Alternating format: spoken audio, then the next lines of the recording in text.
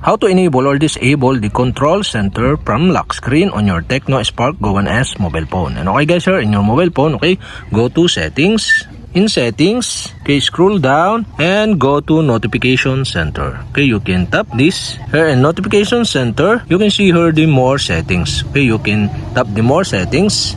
Here in more settings, you can see the swipe down on lock screen. Okay, you can tap this. And now you can see the control center. The control center is off.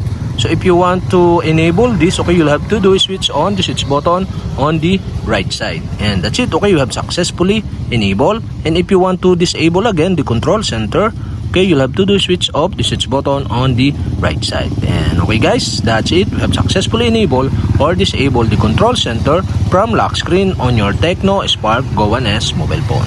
And okay guys, if you have a question, kindly comment below. And don't forget to hit the subscribe button and the bell to notify you if I have new video. Okay, thanks for watching.